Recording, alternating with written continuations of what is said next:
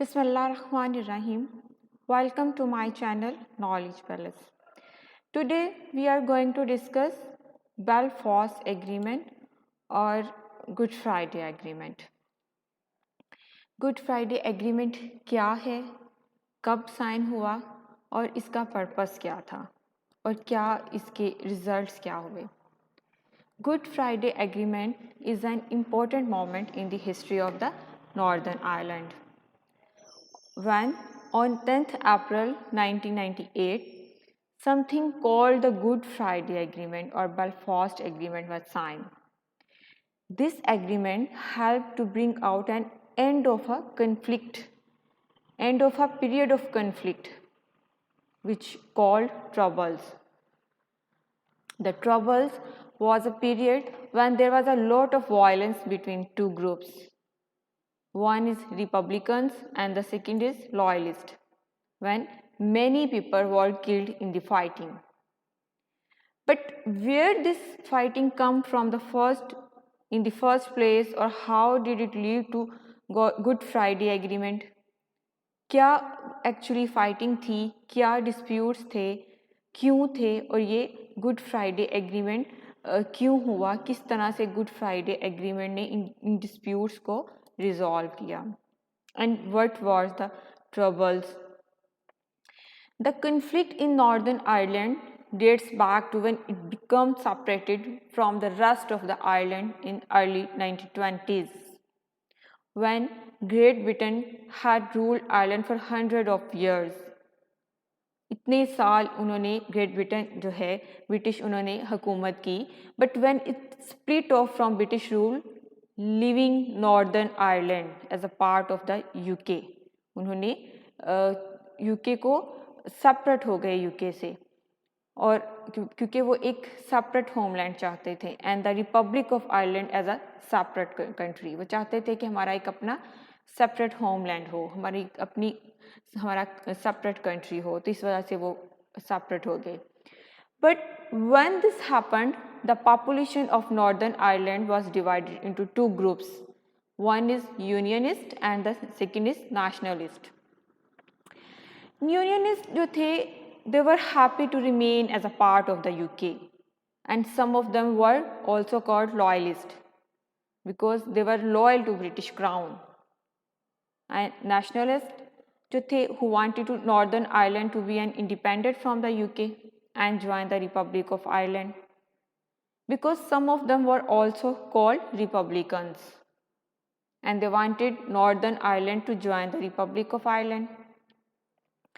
जो यूनियनिस्ट थे, they were mostly Protestant थे, और जो नेशनलिस्ट थे, they were catholics. When northern Ireland become separated, its government was mainly unionist, क्योंकि नॉर्दर्न आयरलैंड जो थी वो सेपरेट हो गए, तो बाकी जो गवर्नमेंट जो थी वो फिर यूनियनिस्ट की थी, and they were favour Catholics than Protestant in Northern Ireland. Catholics were finding it difficult to get homes and jobs, क्योंकि कैथोलिक्स जो थे, जब उन्होंने सेपरेट हुए, उन्होंने अपना क्योंकि होमलैंड चाहते थे, तो जब वो सेपरेट हुए तो उन्हें बहुत सी प्रॉब्लम्स को फेस करना पड़ा. उनके पास घर नहीं थे, जॉब नहीं थी, शेल्टर्स नहीं थे, and they were finding difficulty to get homes and jobs, and they protest against this. In response, the unionist community had their own protest. And during the 1960s, the tension between the two sides turned violent and aggressive, and resulting in a period known as Troubles. जब दोनों groups के दरमियान disputes बहुत ज़्यादा बढ़ गई, तो उस पीरियड को कहा जाता है Troubles, period of Troubles. And they include groups like Ulster Defence Association (UDA) and Ulster Volunteer Force. ये दो ग्रुप्स थे जिनको Ulster Defence Association और Volunteer Force कहा जाता है, and both the Republican and Loyalist gangs were responsible for many killings, क्योंकि बहुत ज़्यादा disputes हुए, बॉम्बिंग, शूटिंग, और डेली बेसिस पे जो है फ़िरका वाराना फसादात भी जो थे, वो भी दोनों के पर्पस दोनों का यही था, जो है वो उन्हें शेल्टर्स और प्रोवाइड करना ड्यूटी थी, सेकंड ग्रुप की थी, लेकिन उन्होंने इन रिस्पॉन्स जो है उन्होंने भी प्रोटेस्ट किया था। तो इस तरह से ये बहुत ज़्यादा उनके दरमियान तज़ाद बढ़ गया। So the IRA in particular target the police and soldiers from the British army who patrol the streets, and the situation become much worse in 1972. 14 people were killed by British troops during a peaceful civil rights march. उनका जो मार्च था बिल्कुल peaceful था और वो अपने civil rights के लिए सिविल राइट्स को क्लेम कर रहे थे। एक पीसफुल मार्च था उनका, जिसको कैथोलिक्स जो थे वो लीड कर रहे थे, and Catholics and Republicans in Londonderry में। तो उस पे जो ब्रिटिश ट्रॉप्स थे उन्होंने अटैक किया और 14 लोग जो थे वो इसमें मारे गए। उस दिन जिस दिन इतने ज़्यादा लोग जो थे मर गए, उनकी जो है उनकी डेथ हो गई, लाइक उनका मर्डर हो गया, this day become known as Bloody Sunday, क्योंकि उस दिन संडे का दिन था तो उसे ब्लडी संडे कहा गया। And for years afterwards many doubted that it would be possible to bring peace to Northern Ireland. अब इतना अरसा ये डिस्प्यूट्स जो थी चलती रही, अब इसका एंड कैसे हुआ, किस तरह से गुड फ्राइडे एग्रीमेंट के ज़रिए इनकी डिस्प्यूट्स को रिजॉल्व किया गया, and how the agreement come about. और after years of fighting, the 1919 saw a change in the country as the IRA announced it would stop the bombing and shooting. उस वक़्त government ने कहा कि अब वो बम्बिंग वगैरह और शूटिंग को ख़त्म करें, अपने डिस्प्यूट्स को रिजॉल्व करें in a peaceful manner, and this gave the unionist and nationalist the opportunity to try the sort out their problems. और डिफरेंट कंट्रीज़ जो थी वो भी इसमें इन्वॉल्व हुई और इनको एक प्लेटफॉर्म पे इकट्ठा किया गया ताकि वो अपने डिस्प्यूट्स को एमिकेबली जो है इन अ पीसफुल वे डिसॉल्व करें।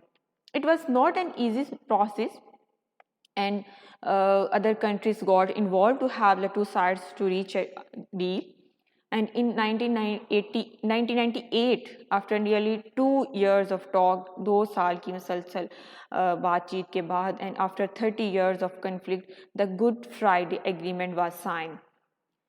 This resulted in a new government being formed that would see power being shared between unionist and nationalist. तो जब गुड फ्राइडे साइन हुआ तो इन्हें दोनों जो ग्रुप्स हैं उनको अपॉर्चुनिटी मिली कि अपने डिस्प्यूट्स को इसके ज़रिए वो सॉल्व करें। तो उस वक्त एक न्यू गवर्नमेंट फॉर्म की गई, जिसको उस गवर्नमेंट ने दोनों जो यूनियनिस्ट थे और जो नेशनलिस्ट थे उनमें पार्ट्स को इक्वली डिवाइड कर दिया। And the idea of the agreement was to get the two sides to work together. दोनों को इकट्ठे मिलके काम करने का मौका मिला। न ग्रुप ने जिसे called the Northern Ireland Assembly में कॉल की गई, and the assembly would make some decisions that were previously made by the UK government in London, and giving power to a region like this is known as devolution. At 5:30 p.m. on Friday 10th April 1998, यानी कि 10 अप्रैल 1998 5:30 जो थे Friday का दिन था, 5:30 p.m. an American politician called George Markle, who lead the talk, stated that I am pleased to announce that the two governments and the political parties in Northern Ireland have reached agreement. उसने कहा George ने अपनी speech में कि I am please to announce that the two governments and the political parties in Northern Ireland have reached an agreement, and that agreement calls Belfast agreement and Good Friday agreement. अब जब ये agreement हो गया तो इस agreement की copies करवाई गई और नॉर्दर्न आयरलैंड के हर घर में पेस्ट की गई, हर घर में इसको पोस्ट किया गया और हर घर के बाहर भी पेस्ट की गई और बाय पोस्ट जो है हर घर में भिजवाई गई। And the Republic of the Ireland for people to read, जो तमाम लोगों से कहा गया, उनको अपॉर्चुनिटी प्रोवाइड की गई कि वो इस एग्रीमेंट को रीड करें before the referendum was held when they could vote on it, क्योंकि रेफरेंडम में इन्होंने वोट करने थे उसकी फेवर में, या फिर उसको अगर वो डिसलाइक करते हैं तो फिर उन्होंने अपनी ओपिनियन देनी थी। And in May 1998 adults in Northern Ireland and the Republic of Ireland voted in favour of the good Friday agreement, क्योंकि सब ने गुड फ्राइडे एग्रीमेंट को पसंद किया था, तो तमाम जो नॉर्दर्न आयरलैंड के अडल्ट थे उन्होंने गुड फ्राइडे की फेवर में वोट किया, which made it official and the northern Ireland assembly took there seats in December of that year. तो उसी साल दिसंबर में असेंबली जो है नॉर्दर्न आयरलैंड असेंबली, उन्होंने सीट्स जो थी वो गेन कर ली। तो इस तरह से वो दो ग्रुप्स के दरमियान जो डिस्प्यूट चल रहा था इतने अरसे से, उसका खात्मा हुआ और इस तरह से गुड फ्राइडे एग्रीमेंट ने 30 साल पुराने डिस्प्यूट को रिजॉल्व कर दिया। उम्मीद है आपको आज का लेक्चर समझ आया होगा। Thanks for watching. अल्लाह हाफिज़।